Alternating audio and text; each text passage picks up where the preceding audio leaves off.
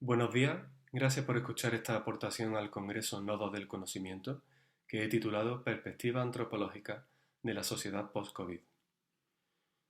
Como todos sabemos, nuestra sociedad ha sufrido una disrupción sin precedentes con la aparición de la COVID-19, originalmente durante el año 2019, pero también durante el año 2020, que es cuando ha tenido su cenit, por decirlo de algún modo.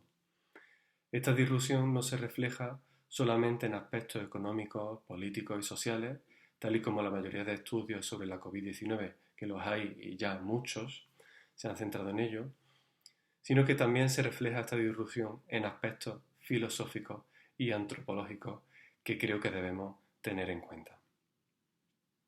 El punto principal de estos cambios filosóficos y antropológicos que han tenido lugar se encuentra en la modificación de la aprehensión de la realidad que tenemos. Y esto se da a dos niveles. Primeramente, la incertidumbre a nivel global se convierte en un factor determinante a la hora de comprender los hechos que acaecen, así como el estatus de realidad que le otorgamos a estos hechos.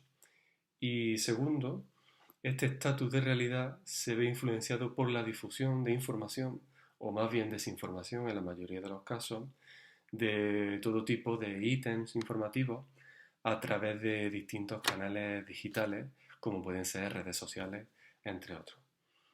Ello determina indirectamente nuestra actuación inmediata en el mundo. Es decir, se determina de un modo indirecto, pero la actuación se da de un modo inmediato. Y también determina nuestras expectativas sobre el mundo y sobre las personas. Todo ello deviene en una modificación de ciertos aspectos antropológicos de nuestra naturaleza como seres humanos. Vamos a hablar brevemente de estos dos puntos. Respecto a la incertidumbre siendo clave para aprender los hechos que acaecen, sabemos que en momentos de crisis las personas no responden igual, no responden del mismo modo que hubiesen respondido mediante una reflexión calmada, pausada, que es como deberían de haberse tomado las decisiones idealmente.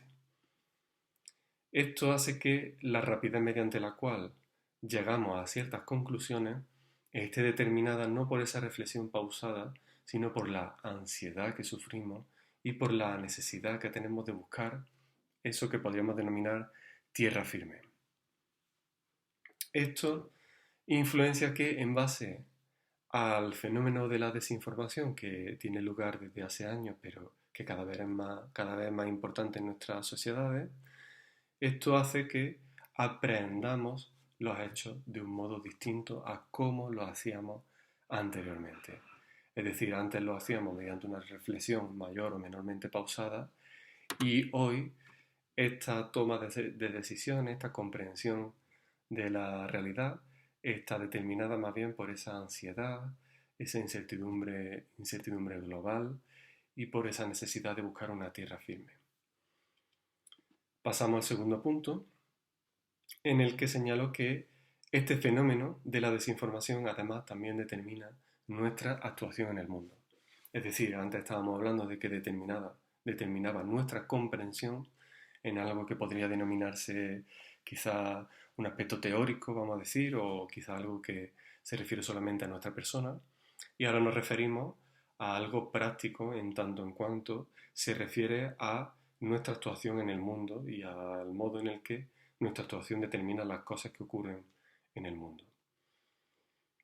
Creo que encontramos esta incidencia o determinación del fenómeno de la desinformación en nuestra actuación en el mundo, por ejemplo, en el modo en el que muchas personas, han decidido no utilizar medidas sanitarias básicas ante la COVID-19.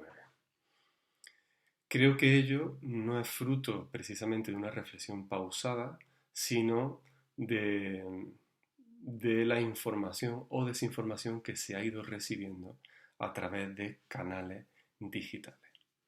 Por lo tanto, ya vemos en ese ejemplo de qué modo se ha determinado nuestra actuación en el mundo. Pero también cambia nuestra expectativa sobre lo que el mundo nos ofrece o de qué modo el mundo debe ser, y también sobre las personas, sobre de qué modo debemos actuar con las personas y qué debemos esperar de las personas hacia nosotros. Por lo tanto, creo que todo ello deviene en una modificación de nuestro proceder en el mundo, de nuestra comprensión de la realidad, y ello determina nuestra visión o cosmovisión de nuestras vidas e incluso no solamente de nosotros como individuos, sino de toda nuestra generación. Cabría preguntarse, por tanto, de qué modo podemos poner solución a este problema. Bueno, una vez que la COVID-19 ya ha tenido lugar, de que el fenómeno de la desinformación ha actuado claramente, cada vez es más difícil proponer una solución factible. Pero también creo que todavía es posible. Creo que se debería comenzar a poner una solución a este problema fortaleciendo los estudios de reflexión crítica, de pensamiento crítico y principalmente de ética. Esto debería realizarse en base al sistema educativo en el cual creo que se debería fomentar el pensamiento crítico y la ética. Desgraciadamente, ahora mismo vamos en sentido contrario, ya que se está eliminando la presencia de la ética en algunos niveles de la educación secundaria en España, pero creo que se debe trabajar, creo que la sociedad debe seguir luchando para que este pensamiento, esta formación en pensamiento crítica siga teniendo lugar, siga estando en los estudios educativos, principalmente en la secundaria y también en la universidad. Creo que ello nos permitiría, por ejemplo, ser conscientes de la incidencia del fenómeno de la desinformación que ha facilitado estos cambios antropológicos en su deriva filosófica. Por lo tanto, nuestras conclusiones serían las siguientes. Como hemos dicho, tras la aparición de la COVID-19 en Europa, en lo que nos respecta a nosotros, o a España, que es lo que yo conozco de primera mano, el ser humano ha visto modificada, por un lado, su expectativa, también su cosmovisión, es decir, su visión de la realidad, su visión sobre el mundo, sobre las relaciones de los demás, y esto se ve reflejado especialmente en una modificación antropológica en lo que se refiere a los estudios que se realizan desde la antropología filosófica. Esta modificación además que se identifica en los modos de aprehensión de la realidad y de los hechos que acaecen. Muy bien, pues muchas gracias, agradezco que hayan ustedes escuchado esta aportación y estoy disponible para cualquier pregunta o cuestión que ustedes piensen que necesita aclaración. Muchas gracias.